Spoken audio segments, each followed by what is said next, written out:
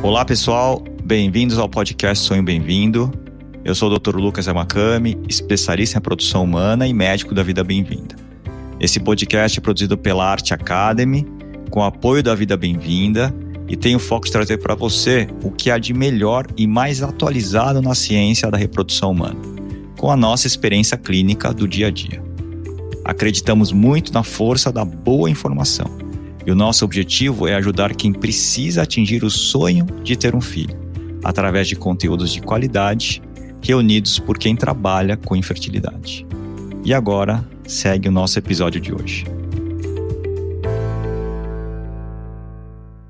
Olá, hoje eu tenho a honra de ter aqui o Dr. Décio Teshima. Dr. Décio Teshima é formado em medicina pela USP, onde ele fez residência em ginecologia e obstetrícia e depois se especializou em acupuntura. Ele hoje é um dos pioneiros, se não o pioneiro no Brasil em acupuntura, certamente é respeitado pelos pares da área e tem uma atuação forte aí na medicina reprodutiva e reprodução assistida atual. Décio, bem-vindo ao nosso Sonho Bem-vindo, aqui ao nosso canal de podcast. Obrigado, Lucas. Eu me formei mesmo em medicina lá na USP. Eu tive o primeiro contato com a acupuntura em 98, no segundo ano da faculdade. E a partir daí eu me apaixonei, tanto que no ano seguinte virei o presidente da Liga de Acupuntura, que é o conjunto de acadêmicos que estudam um determinado tema, nesse caso a medicina chinesa, a acupuntura. E a partir daí comecei a me dedicar grande parte do meu tempo, da formação, na medicina chinesa, acupuntura. Ainda existe a Liga de Acupuntura no Hospital das Clínicas, será?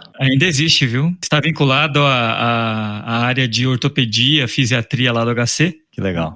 E na minha época era vinculado à obstetrícia, à gineco-obstetrícia. Interessante, hein? E aí agora eu me formei em ginecologia, então foi meio que natural associar a acupuntura com as doenças ginecológicas. Eu fiquei dentro de uma clínica de infertilidade e logo depois a residência por 2 anos e acabei aí então me especializando nos tratamentos de fertilização in vitro com a medicina chinesa e com a acupuntura. Eu acho que você foi o primeiro, né? Aqui no Brasil, o primeiro a fazer isso especificamente, não a acupuntura, obviamente, mas focado em reprodução humana, acho que foi o primeiro, não, Décio?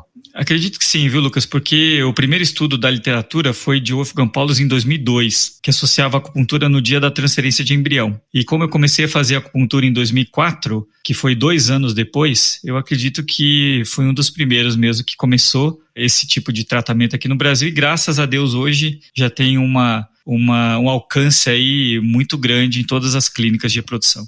Com certeza. E vamos lá. A primeira questão que eu queria levantar era que você explicasse aí o que é a acupuntura e quais são as bases, porque obviamente a gente fala muito sobre fisiopatologia de doença e como é que funciona um medicamento, mas e como funciona a acupuntura, Décio?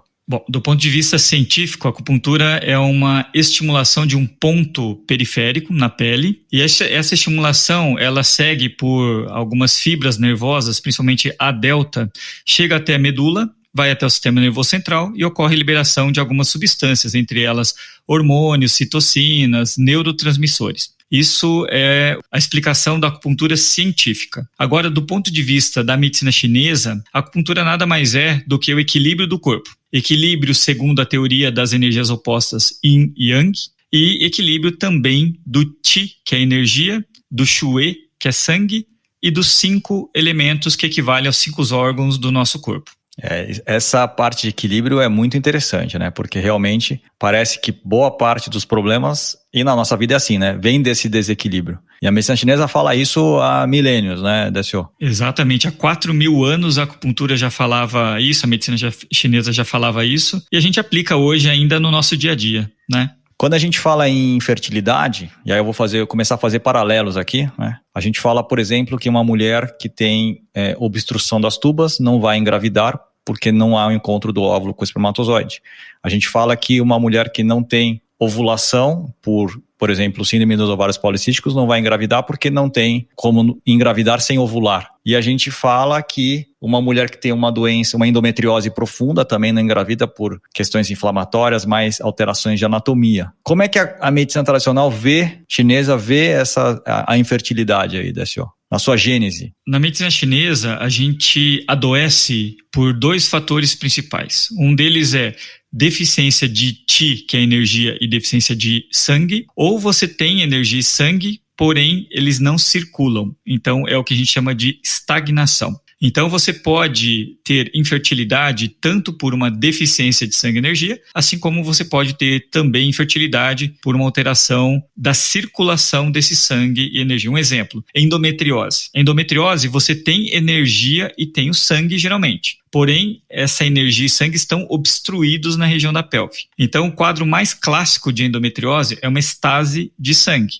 A gente sabe na medicina chinesa que o sangue circula por causa da energia. Se a energia para, o sangue para. Uma das causas principais de estase de energia na medicina chinesa são as nossas emoções. Então, emoções reprimidas, como estresse, ansiedade, frustrações, preocupação, raiva, podem provocar estase de energia e, consequentemente, estase de sangue. Por outro lado, o frio, a gente sabe que o frio entra no nosso corpo, segundo a medicina chinesa, e congela. Então, o frio congela energia e congela o sangue. E se congela, piora essa estagnação. Então, na medicina chinesa, a infertilidade, como eu disse, ela pode ser vista tanto com um quadro de deficiência quanto de estagnação de energia e sangue. Muito legal. E a gente, por exemplo, o tratamento clássico da endometriose aqui na medicina ocidental é ou você operar, ou você usar, quem não quer engravidar, por exemplo, poderia usar hormônios para evitar dor, evitar a dor menstrual, né, por exemplo. Ou um tratamento também é FIV, né, DSO? Como é que você vê o tratamento, por exemplo, da endometriose especificamente? A endometriose é um quadro inflamatório. Existem alguns estudos na literatura que mostram que fazer acupuntura, usar fitoterápicos chineses, pode melhorar essa inflamação das lesões. Consequentemente, melhorando os seus sintomas, tanto de sangramento quanto principalmente de dor. Existem alguns estudos também que mostram uma melhora da recidiva pós-cirurgia. Então, mulheres que fazem cirurgia, ao fazer acupuntura, a gente consegue melhorar a recidiva pós-cirúrgica. O que eu digo sempre, repito, que lesões anatômicas não podem ser tratadas exclusivamente com medicina chinesa e acupuntura. Ou seja, as lesões de endometriose, elas não desaparecem com a medicina chinesa e a acupuntura. O que a gente consegue é diminuir a inflamação dessa lesão. Então esse acho que é um conceito bastante importante que a gente tem que divulgar para todo mundo que faz acupuntura e para as pacientes também. Perfeito. E é uma coisa que você sempre fala, né? A gente faz muitas lives aí e você sempre fala essa história de, por exemplo, não tratar o mioma com acupuntura. Você pode até tratar o sintoma que o mioma está trazendo, isso deve ter aí estratégias, mas a lesão, a doença anatômica ali, você não vai reduzir, né, Décio? Eu acho que também tem uma questão do limite, né? Até onde ir, até onde não ir, né? Exatamente. É que você vê nos livros antigos de medicina chinesa, e até alguns livros atuais, falando sobre tratamento de miomas, tratamento de obstrução tubária bilateral com acupuntura, com medicina chinesa. Eu acho que a gente tem que ter um discernimento científico para saber até onde realmente vai o poder da acupuntura isoladamente ou da medicina chinesa isoladamente e sempre, se possível, associar as duas medicinas em conjunto para termos melhores resultados. Isso é importante, eu acho que isso é fundamental. E é legal que você, que é uma referência hoje, é ginecologista e obstetra, então você vê o outro lado e você opera também, né, Décio? Então você também tem esse lado cirúrgico, é interessante isso, né? Exatamente, é só quem opera os casos de endometriose difíceis, miomas, 30, 40 miomas, sabe que a medicina chinesa e a acupuntura não vai curar essas doenças. Então, eu acho que vou citar um problema, né, e a gente podia pensar em soluções aí e paralelismo sempre. E no final, obviamente, a gente vai falar sobre a FIV, que eu acho que é um dos assuntos de maior interesse. Mas vamos lá, temos aí uma mulher que não ovula. Então ela tem ausência de ovulação por síndrome dos ovários policísticos. Aquele quadro típico, se a gente for pegar, é uma mulher que tem geralmente uma síndrome metabólica, às vezes está acima do peso e tem uma deficiência de ovulação. Só que ela tem lá os folículos e que não consegue ovular. A gente usa estratégias que são importantes, como redução do peso, alimentação, atividade física, sensibilizadores da insulina, por exemplo, a metformina é uma estratégia que a gente usa bastante também, e indução da ovulação com medicações que fazem com que a gente estimule aquele folículo a crescer. Basicamente, medicações que induzem a liberação do hormônio chamado FSH, o hormônio folículo estimulante, né, Décio? Quando você sai uma paciente dessas no seu consultório, com esse problema, como é que você aborda isso? Não estava no nosso roteiro, hein? É verdade, hein? Tô adaptando aqui. Bom, existem alguns estudos que mostram que mulheres com ovário policístico, com a síndrome dos ovários policísticos leve a moderada, podem se beneficiar com o uso da acupuntura e medicina chinesa para induzir a ovulação.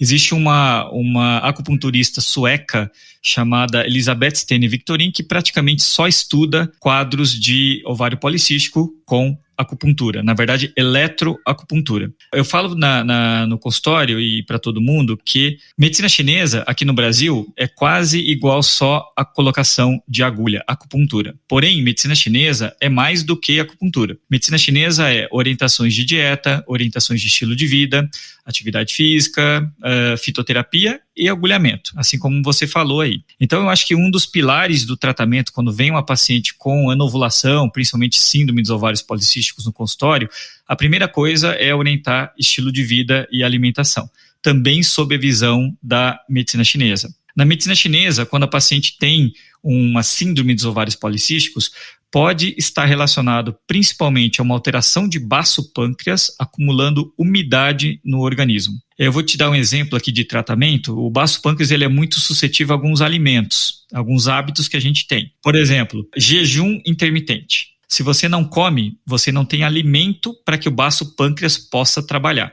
Então, na medicina chinesa, a gente recomenda que não se faça jejum, ou seja, não pule refeição. Porque se você pula a refeição, você pode prejudicar o funcionamento do baço pâncreas. Esse é um conceito que vai trazer controvérsia, né? Porque tem gente advogando a favor do jejum intermitente para redução de peso, etc, etc. É interessante isso, né? Até pela questão da síndrome metabólica, na nossa visão científica ocidental, o jejum intermitente poderia ajudar. Exato. Só que na medicina chinesa, se você faz um jejum intermitente, teoricamente você piora o quadro. Interessante. Da mesma maneira, existem 6 alimentos que a gente fala também na medicina convencional, mas na medicina chinesa podem piorar o quadro do baço pâncreas. Quais são? São os processados, industrializados e os não orgânicos. Isso é meio óbvio, né? Tudo que é prático, caixinha, latinha, conservante, corante é prático, mas não é bom. E existem 3 outros alimentos que pioram muito também a função do baço pâncreas, que são leite e seus derivados de origem animal, farinha de trigo branca e açúcar refinado e doces de modo geral. Então, eu acho que o tratamento da síndrome dos ovários policísticos vai muito além do agulhamento. Vai também algumas orientações dietéticas, estilo de vida, como você falou, atividade física. Mas o que mostram os estudos de acupuntura dentro da síndrome dos ovários policísticos é que a acupuntura age no eixo hipotálamo, hipófise e ovário. Tem alguns estudos que mostram até uma melhora dessa relação do LH-FSH. E além de melhorar também algumas manifestações clínicas, alguns sintomas dessas pacientes com ovário policístico. Ou seja, você teria uma ação do agulhamento aumentando o FSH, reduzindo o LH, melhorando essa relação e, por causa disso, induzindo a ovulação. Interessante, né, Décio? Você já chegou a ver isso no consultório? Já teve alguma experiência positiva em relação a isso ou não? Sim, até porque a síndrome dos ovários policísticos é muito comum, né? Um dos diagnósticos comuns da infertilidade. Eu já vi várias pacientes que conseguiram sair de ciclos anovulatórios, ou seja, não menstruavam, e ao fazer acupuntura, eletroacupuntura, modificação do estilo de vida, voltaram a ter ciclos regulares e algumas engravidaram até de forma espontânea. Perfeito. Foi bem rica a parte de síndrome dos ovários policísticos, né? Eu vou pular um pouco a parte da tuba, porque você já falou que, por exemplo, a obstrução tubária não é a indicação de acupuntura para engravidar. Pode ser uma indicação de acupuntura durante um tratamento de reprodução assistida durante uma FIV, mas não entendo que seja uma indicação para engravidar, né? Problemas uterinos, Décio. Óbvio que a gente vai entrar na FIV, a gente vai entrar na questão do endométrio, mas a gente, por exemplo, tem... Eu não vou nem falar sobre endométrio fino agora, acho que a gente podia deixar para falar na FIV, mas a gente tem, por exemplo, alterações, muitas vezes as mulheres que sangram antes da hora, começam a ter escapes menstruais. Existe essa questão da importância ou não da ação da progesterona nesse final, dar progesterona ou não. A medicina ocidental vê muito a questão, então, no endométrio, do estradiol e da progesterona. Primeira fase estrogênica, né, estradiol, folículo crescendo, e segunda fase, depois da ovulação, ação da progesterona, deixando aquele endométrio receptivo ao embrião. Como é que a medicina tradicional chinesa vê isso? E onde é que a atuação nessa área aí? Então aí a gente tem que falar das fases do ciclo menstrual. Na nossa medicina convencional é o que você falou, dividimos em 2 fases, a primeira fase estradiol, a segunda fase progesterona. Na medicina chinesa, a gente divide o ciclo menstrual em 4 fases. Fase menstrual, fase pós-menstrual, fase ovulatória e pós-ovulatória. Porém, para ficar fácil o entendimento, eu falo que eu divido também na medicina chinesa o ciclo menstrual em apenas 2 fases. Então, a fase do estrogênio, que é a primeira fase, na medicina chinesa está relacionado principalmente ao sangue e à energia yin. A segunda fase pós-ovulatória, que é a fase então de progesterona, na medicina chinesa está relacionado ao qi, que é a energia, e ao yang, a energia yang. Mulheres que têm sangramento no meio do ciclo ou ciclos mais curtos, que poderia, na nossa medicina, ser causados por alterações da progesterona, uma deficiência da progesterona, na medicina chinesa, ou pode estar relacionado, então, a uma deficiência da energia yang, a uma deficiência do qi, que é a energia, ou às vezes a presença de calor. O calor no nosso corpo faz com que o sangue saia do vaso e ele se exteriorize. Então, pode causar um sangramento de escape antes da menstruação. Então, a gente consegue explicar algumas coisas da nossa medicina ocidental também pensando do ponto de vista da medicina chinesa. Muito legal, porque você consegue... E aí tem todas as orientações, né? Tem época que você não pode comer comida fria, pela medicina tradicional chinesa, né, Décio? Exatamente. Tem épocas que você pode, né? O útero, Lucas, o útero receptivo na medicina chinesa é útero quente. Então, existe esse conceito que fala assim, quando o yang tem influência no útero, ou seja, o yang teve efeito no útero, ele aquece. Então, útero receptivo é sempre útero quente. Então, segunda fase do ciclo menstrual, principalmente que é regido pelo yang, a mulher precisa ter muito cuidado com o frio. Sim, que é a época que a gente vai, por exemplo, transferir embrião. Essa época, e as minhas pacientes adoram essas dicas, e seguem à risca, né, de esquentar os pés, tomar cuidado com o frio, quando sai do banho. Essas dicas simples, né? Quando você sair do banho, se seque logo, coloque uma meia, ainda mais agora que está chegando o inverno, né, Décio? Exatamente, nada melhor do que um dia cansativo, você chega em casa e faz escalda-pé. Uma delícia mesmo. Tonifica, aquece e relaxa. Fantástico. Olha... Eu converso com você, eu fico surpreso, porque você tem umas dicas que são muito legais, né? Que a gente não fala no consultório às vezes. E você fala, eu acho muito legal essa parte da medicina tradicional chinesa. É que a medicina chinesa é antiga, só que você tem que adequar as dicas da antiguidade para o nosso dia a dia. Não adianta você ficar falando só a medicina chinesa é descrito no livro tal, imperador amarelo, etc. A gente tem que sempre colocar em prática para ajudar nossos pacientes, né? É isso aí. Vamos lá. Então agora eu vou chegar na FIV. Então o casal tem indicação de fertilização in vitro e aí tem um protocolo de Paulus na transferência que foi eu acho que foi o trabalho que introduziu a acupuntura na FIV, né? Décio, eu acho que em 2002 foi uma revolução, né? Exatamente, foi um divisor de águas. Na verdade, já existiam trabalhos, mas não para FIV. Esse de Wolfgang Paulus, que é um ginecologista alemão, ele foi o primeiro cara que fez um estudo com acupuntura na FIV. Então, o trabalho foi feito dividindo 2 grupos, né? Então, 2 grupos de mulheres que fariam a transferência de embrião. Um grupo sem acupuntura e um grupo com acupuntura. O grupo com acupuntura foi feito uma sessão antes e a outra imediatamente depois da transferência, ou seja, 2 sessões na clínica onde a paciente fez a transferência. E ele mostrou uma taxa de gravidez nesse grupo de acupuntura de 42% e no grupo controle 26%. Ele concluiu, então, que fazer essas 2 sessões de acupuntura poderia aumentar a taxa de gravidez em pacientes com FIV. Décio, já que você entrou nesse trabalho, qual seria a ação especificamente da acupuntura na transferência? Vamos lá, de embrião. Eu acho que começar já pelo final aí, que é a parte talvez mais importante. Como é que você enxerga a ação da acupuntura nesse momento da transferência? Então, do ponto de vista científico, né, nós temos hoje por volta de mais ou menos 500 estudos na literatura, e os 3 mecanismos de ação principais são aumento do fluxo de sangue para a região do útero, melhorando o aporte de oxigênio, nutrientes, agentes antioxidantes. Hoje, a gente já sabe, de acordo com alguns estudos, que a acupuntura não tem só esse efeito de aumento do fluxo de sangue, mas tem também uma ação de liberação de citocinas, tem uma ação imunológica com inibição da resposta TH1 e aumento da TH2, tem alguns estudos que mostram uma diminuição das células NK, tem alguns estudos que mostram uma ação molecular no endométrio e outros estudos até que mostram o aumento do VEGF, que é o fator de crescimento vascular endotelial, com o uso da acupuntura. Além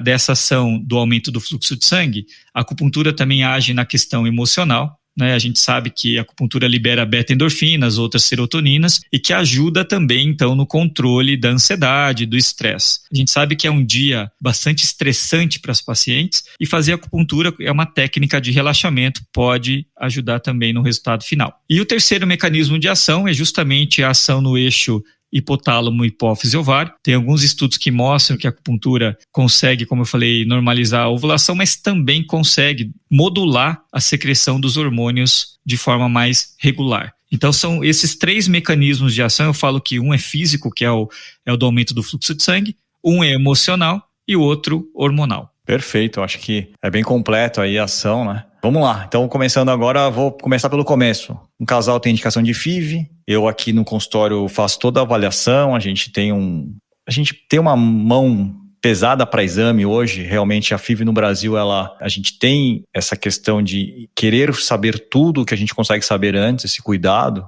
e depois a gente começa com como eu falei na síndrome dos ovários policísticos, a gente começa com uma série de mudanças, né? Olha, use essas vitaminas, suplementos, a gente avalia a necessidade de coenzima, Q10, a gente avalia a necessidade de vitamina C, vitamina E, e a gente depois disso vai buscar ter um ovário com folículos para serem estimulados, porque a gente quer ter óvulos. A gente sabe que a FIV ela é dependente de óvulos para ter resultado. Lécio, nessa fase, até o início da estimulação ovariana, como você trabalha no seu consultório junto com o médico que vai fazer a FIV? Vamos lá. Então, nesse período de preparação, recomendamos todas as orientações de dietética, também de estilo de vida. Na verdade, a gente reforça o que já foi falado na clínica de reprodução. Recomenda-se fazer nessa fase também sessões de acupuntura de forma semanal, então uma vez por semana, e muitas vezes, dependendo do diagnóstico da paciente, é prescrito também uma fórmula magistral chinesa. A fórmula magistral chinesa, eu vou contar aqui uma historinha bem rapidinho, é bem interessante. O pessoal gosta de história aqui, viu?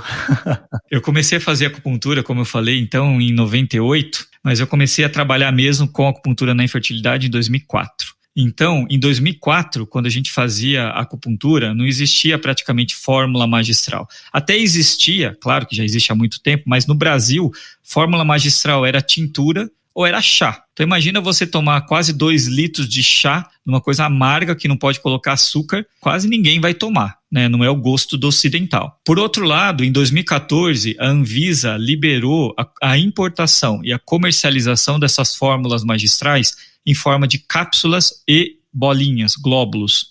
E foi a partir de 2014 que eu comecei também a usar mais fórmulas no consultório para complementar o efeito da acupuntura. E vimos agora, nesses dias atuais, nesses anos atuais, que o uso dessas fórmulas aumentou muito a eficácia dos tratamentos que fazíamos antes. Então é uma coisa bem interessante. O uso das fórmulas magistrais tem ajudado muito aí a conseguirmos mais e mais positivos. Você tem usado bastante essas fórmulas? Você usa sempre? E aí, outra pergunta, quais são as características das pacientes que você escolhe um tipo de fórmula? Porque, por exemplo, paciente com poucos folículos, baixa reserva, eu sempre penso em antioxidantes potentes, coenzima Q10, às vezes até melatonina. Pacientes que têm endometriose, eu penso na ação da N-acetilcisteína, onde há dados falando a favor disso, né? Óbvio que todos os dados não são assim escritos em pedra,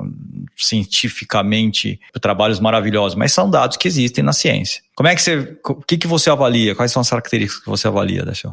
Então, assim, na medicina chinesa, a gente sabe que uma doença pode ter vários diagnósticos na medicina chinesa. Um exemplo, baixa reserva ovariana. Eu sou perguntado frequentemente qual a melhor fórmula para usar na baixa reserva ovariana. A resposta é: não existe melhor fórmula para baixa reserva. O que existe é a melhor fórmula para o seu diagnóstico que causou a baixa reserva. Então, primeiro a gente tenta escolher o melhor fitoterápico ou a melhor fórmula de acordo com o diagnóstico de cada paciente. A meu ver, a grande maioria das pacientes que estão em tratamento de fertilidade precisam de fórmula magistral ou de fitoterapia. É uma pena que no Brasil a Anvisa não libera a comercialização das fórmulas de origem com componente animal. As fórmulas podem ser componente animal, componente vegetal e minerais. Aqui no Brasil só temos disponíveis as de origem vegetal. Por que é uma pena? Porque a gente sabe que as fórmulas de origem com componente animal, elas têm mais afinidade pelo sangue e pelo Jing. O Jing é uma energia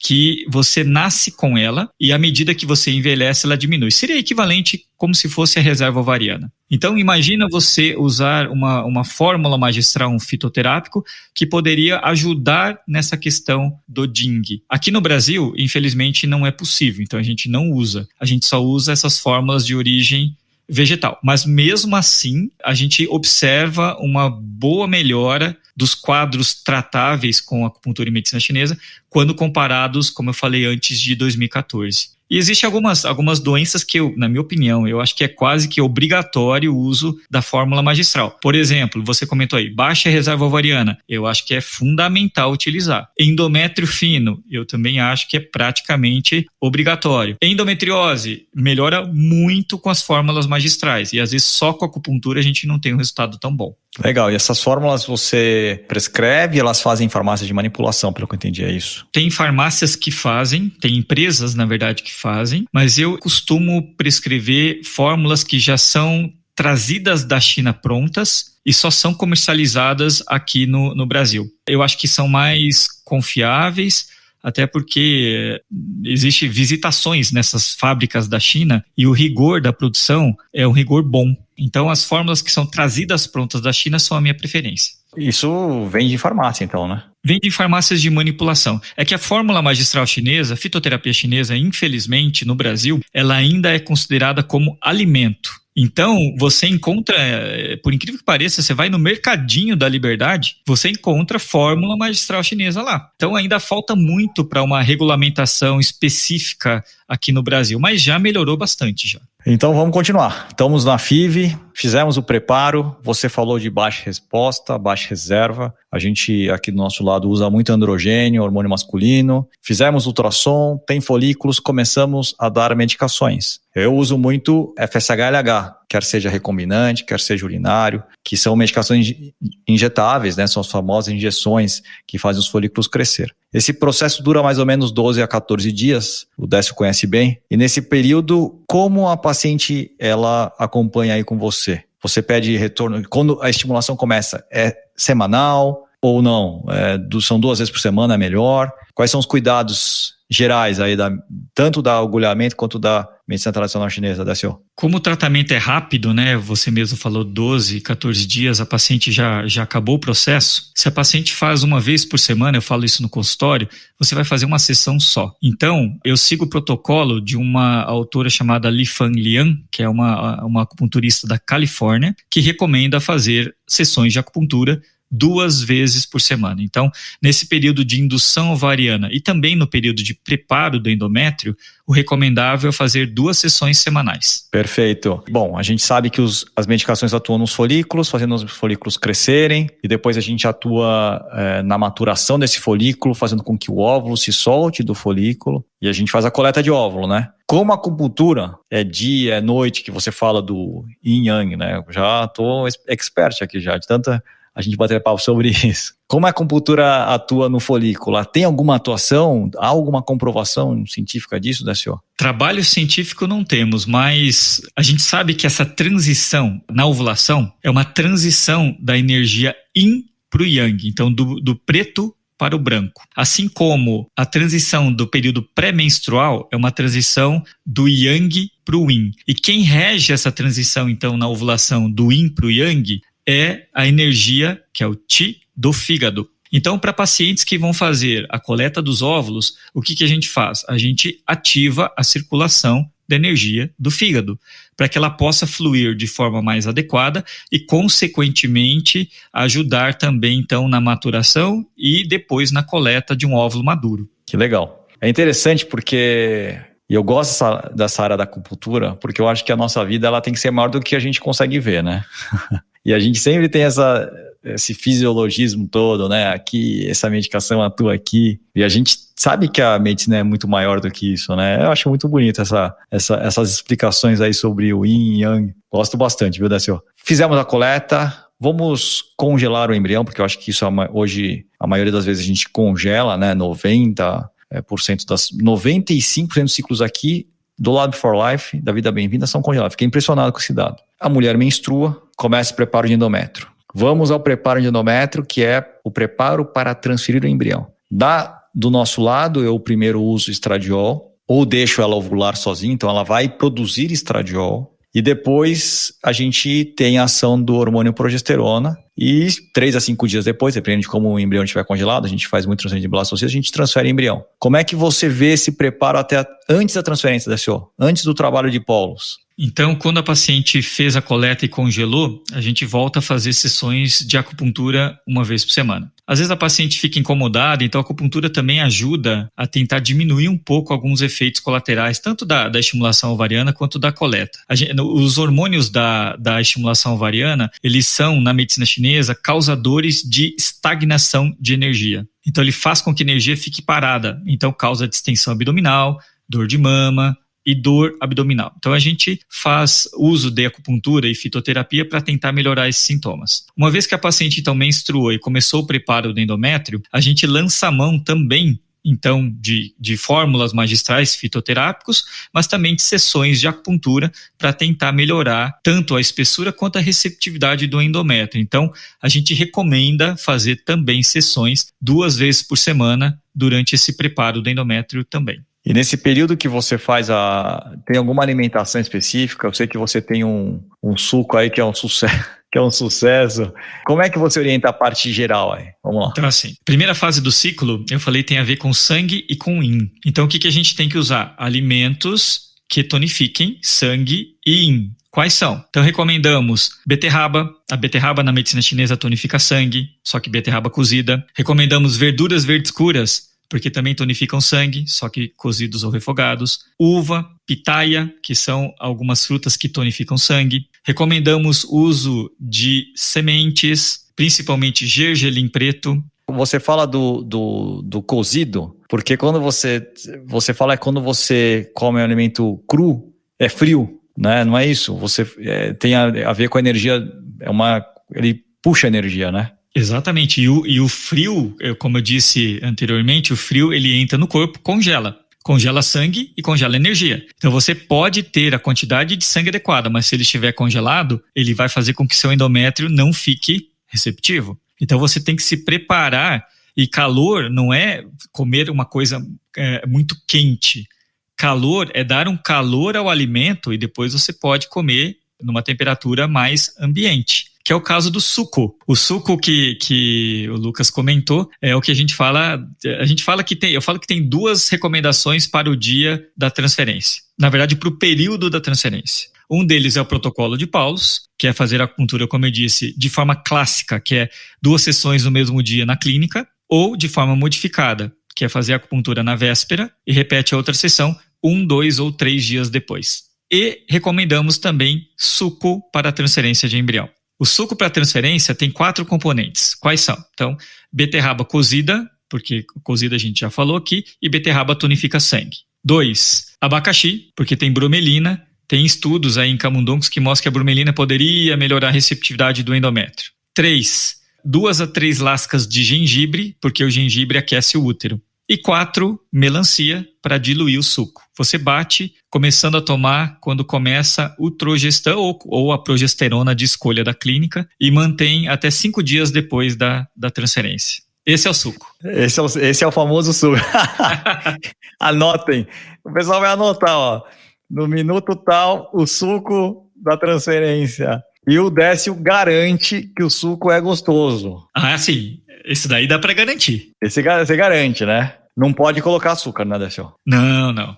Medicina chinesa, mesmo chás, a gente não coloca açúcar. E as minhas pacientes, elas adoram esse suco e realmente tomam aí. E vamos lá. Bom, acho que você falou sobre o protocolo de Paulus e você falou da modificação, que muitas vezes você não faz no mesmo dia, né, Décio? Há algum prejuízo de não fazer no mesmo dia? Quando eu comecei a fazer acupuntura para fertilidade, que foi então em 2004, eu só fazia protocolo de Paulus, eu nem fazia consultório. Depois surgiram alguns estudos mostrando que fazer também a sessão de acupuntura até 3 dias depois da transferência poderia ter o mesmo benefício. Então hoje eu me divido fazendo tanto clássico quanto modificado. Mas aí depende muito da disponibilidade, tanto da clínica, né, e também, claro, do acupunturista. Sim, porque para a clínica também às vezes não é simples você disponibilizar uma sala para ficar 30 minutos antes, 30 minutos depois, né? Então, muitas vezes é mais prático para todos, e inclusive é para o paciente, né? Que vai um dia antes, se prepara, já entra naquela... Porque a acupuntura tem uma parte muito forte para estresse, eu vejo isso, né? Eu faço acupuntura, e não eu faço, né? Eu não me agulho, mas eu recebo a acupuntura e realmente é impressionante como você sai diferente da sessão, né? Então, eu acho que tem a parte do estresse. Você vai um dia antes, também é um benefício, depois você vai 2 dias depois, enfim, não fica ali naquele dia com tantas coisas para fazer, né, Décio? Exatamente, eu falo para os pacientes que a gente não pode aumentar o estresse do dia da transferência. Se você vai ficar mais estressada fazendo acupuntura lá, é melhor a gente fazer a acupuntura no consultório um dia antes, como você falou, e repete a outra sessão 1, 2 ou 3 dias depois. Até porque a eficácia é igual. Perfeito. É interessante, a gente já daqui a pouco está encerrando, que eu li alguns trabalhos de acupuntura e é muito interessante que a comparação, muitas vezes, é com uma acupuntura falsa. Então tem o grupo que faz a acupuntura verdadeira, que nos pontos ou pontos descritos, né, pela técnica, versus um grupo que coloca agulha em lugares que estão errados, né, pela técnica. Então, realmente, Décio, quando a gente fala em ciência, a gente quer dizer isso, né? Por isso que a acupuntura é especialidade médica hoje, né? Especialidade reconhecida pelo Conselho Federal de Medicina. Vamos lá. Exatamente, ela é reconhecida desde 95, nós temos programas de residência médica desde 2002. Existe uma grande dificuldade de fazer o controle do grupo do trabalho com acupuntura, que é a acupuntura Shan. Porque mesmo aqueles pontos que a gente fala que não são pontos específicos para o caso, podem ter um pouco de efeito, a gente sabe, no corpo também. Então é uma área da medicina bastante difícil o controle com estudos.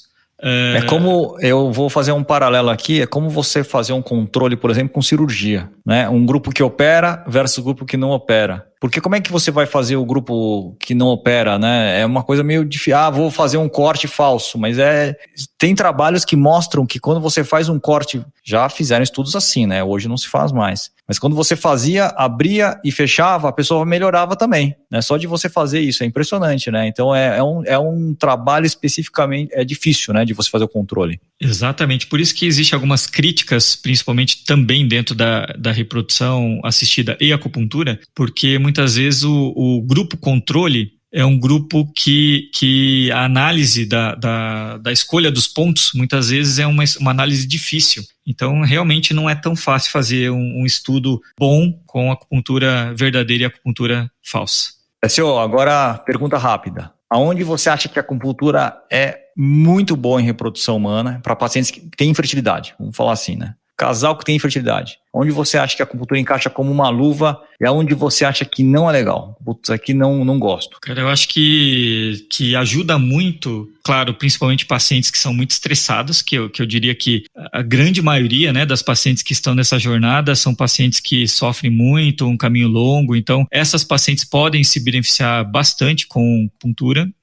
eu vejo que pacientes com infertilidade sem causa aparente, eu costumo falar lá no consultório que é sem causa porque a medicina ainda não evoluiu para descobrir, porque não existe sem causa, um dia vai descobrir o que é, e na medicina chinesa não existe sem causa. Essas pacientes também são candidatas a ter um resultado melhor, e também aquelas pacientes, eu vejo tem muita paciente com baixa reserva ovariana. A gente sabe que baixa reserva não é infertilidade, claro, né? Mas essas pacientes com baixa reserva, principalmente aquelas pacientes que estavam se preparando para fazer FIV e mudam o estilo de vida, alimentação, acupuntura, fitoterapia, muitas vezes conseguem o seu positivo, às vezes até espontâneo na preparação. Então esses casos de baixa reserva têm sido alguns casos bem interessantes aqui no dia a dia. É uma situação que a gente tem dificuldade, por quê? Porque a FIV, como eu falei no começo, ela tem uma relação muito clara entre ter óvulos e ter gestação, e quanto mais óvulos a gente tem, maior chance de gestação, isso é fato. Óbvio que o mais importante de tudo é a qualidade desse óvulo, né? Qual é a qualidade desse óvulo. Então, realmente, a baixa reserva hoje é um desafio para a gente, né, Décio? Exatamente. Não há dúvida, né? Eu falo para as pessoas que, mesmo a gente tendo resultados interessantes com o uso da acupuntura e medicina chinesa para baixa reserva, o tratamento sempre tem que ser complementar ao tratamento convencional ou de fertilização in vitro ou que a clínica de reprodução recomendar. Nunca assumir a responsabilidade de acompanhar paciente só você, acupunturista. Perfeito. E onde é que você acha que a acupuntura não tem não tem muito espaço, assim, ou que você não consegue ver muito resultado? Tem alguma área? Eu diria que principalmente as lesões anatômicas, né, Lucas? Eu acho que miomas, septos uterinos, sinéquias uterinas, pólipo, lesões, claro, de endometriose grave com obstruções tubárias. Todas as lesões que deformam a arquitetura da nossa pelve, do útero ou mesmo de outros órgãos femininos, não podem ser tratados com acupuntura e medicina chinesa. Legal, então vamos encerrar já daqui a pouquinho, antes da última pergunta, porque a gente tem família e a nossa família já começa, a gente faz agora tudo é home office, né, Décio? É isso aí. Então, o Décio tem um filho de 2 anos aí que já tá pedindo por ele aí. Já tá me chamando aqui. Já tá te chamando, eu tô escutando aqui. Eu em casa quando eu tô no consultório hoje, mas quando eu faço de casa é televisão, é cachorro que late, tem de tudo, viu? Décio, você se imaginava, se você fosse entrar na faculdade de medicina hoje, você se imaginaria falando sobre acupuntura e reprodução assistida agora, nesse momento ou não? Pouco provável, né, Lucas? A gente veio aí a gente é não é de uma geração antiga, mas é de uma outra geração do que tem agora, né? Se eu me formasse agora, com certeza eu me imaginaria fazendo o que eu faço. Agora, quando eu me formei, era difícil, né? A acupuntura ainda não tinha a abrangência que tem agora. Tanto é que eu me apaixonei pela acupuntura no 2º ano da faculdade, mas eu fiz primeiro a residência em ginecologia e obstetrícia. Até porque a gente não sabe. Eu me formei numa escola tradicional, praticamente é uma das melhores faculdades do Brasil, e existe um certo receio de você ir para uma coisa incerta. Naquela época, a acupuntura ainda era incerta. Mas depois, com o passar dos anos, a gente vê que o esforço do pioneirismo valeu a pena. Então, eu diria que não me imaginava, mas que valeu muito a pena. Não, e eu fico surpreso, porque é o que eu falei com você outro dia, a gente estava numa transferência juntos aqui, no feriadão, a gente trabalhou bastante naquele feriado, né, Décio? E engravidou, hein? Engravidou. Eu lembro, tem muitas pacientes que engravidaram, a gente engravidou aí num trabalho em equipe muito legal. E eu lembro que eu falei como eu me surpreendi. Se você me falasse há 10 anos, Lucas, eu vou ser referência à acupuntura e a minha agenda a demanda vai ser enorme. Eu não acreditaria. E hoje, você vendo isso, você fala, caramba, como é importante, como o Décio, e você criou uma legião aí de acupunturistas, que eu sei, que pessoas que te seguem, que te acompanham, né? Então, da minha parte aqui, como um dono de uma clínica de reprodução humana, eu queria te dar parabéns. E deixo aí você com as últimas palavras do nosso podcast. Que legal, Lucas. As pessoas veem a gente agora e fala, não, puta, o cara teve sorte, o cara, sei lá, o cara puxou o saco dos outros, mas não vê o que a gente sofre, né? Você também aí, você agora é dono da clínica, mas com certeza passou vários perrengues para chegar até onde está. A mesma coisa da acupuntura. No começo, eu tinha que falar, pelo amor de Deus, deixa eu entrar na sua clínica. Às vezes eu entrava até meio que escondido para não falar com ninguém, porque todo mundo ficava olhando. Hoje, já a gente sabe que a acupuntura pode ser um tratamento complementar, agrega valor à clínica que oferece a acupuntura. O paciente procura clínicas que recomendam a acupuntura. Então, hoje a gente vê que, graças a Deus, já difundiu bastante. Então, eu acho que é um esforço não só meu, mas um esforço aí de várias acupunturistas que fazem uma acupuntura séria. A gente tem que lembrar de sempre associar a parte científica com a nossa medicina chinesa. Então, não é só falar de yin e yang, falar de energia, falar de sangue. A gente tem que falar de ciência. E assim a gente consegue levar a acupuntura, a medicina chinesa para a fertilidade, para patamares bem maiores do que a gente tem. Hoje a gente tem escrevi um capítulo no livro da Sociedade Brasileira de Reprodução Humana. Vira e mexe, os presidentes das sociedades me chamam para dar aula. Então, eu fico bastante feliz de ter conseguido trazer a acupuntura e a medicina chinesa para esse patamar hoje para a fertilidade. Para a gente é uma honra tê-lo aqui, Décio, obrigado. E tê-lo aqui junto com a gente, tanto na Vida Bem-vinda, não que você está aqui dentro, mas de tê-lo aí como um parceiro, um amigo e uma pessoa bem próxima. Obrigado, parabéns aí pelo trabalho, Décio. Foi um grande prazer, Lucas. Muito obrigado aí pelo convite. Até, tchau. Um abraço, tchau. Abraço, tchau. Obrigado por estar conosco nesse episódio do Sonho Bem-vindo. Além de poder escutar esse podcast nas principais plataformas de áudio, você pode nos encontrar no Instagram, @arte.academy, com Y no final, e @Vida Bem-vinda. Se você gostou desse podcast, ficaremos muito felizes de ouvir sua opinião nos comentários de qualquer plataforma que esteja usando. Importante dizer, esse podcast tem caráter meramente informativo e educacional. Não deve ser utilizado para realizar autodiagnóstico ou automedicação. O conteúdo não é feito para substituir a consulta com um profissional de saúde. Em caso de dúvida, consulte o seu médico. Somente ele está habilitado a praticar o ato médico conforme a recomendação do Conselho Federal de Medicina. Nenhuma relação médico-paciente estabelecida aqui nesse canal. E somos muito transparentes em relação aos conflitos de interesse e levamos isso a sério. Espero que tenham gostado e até a próxima.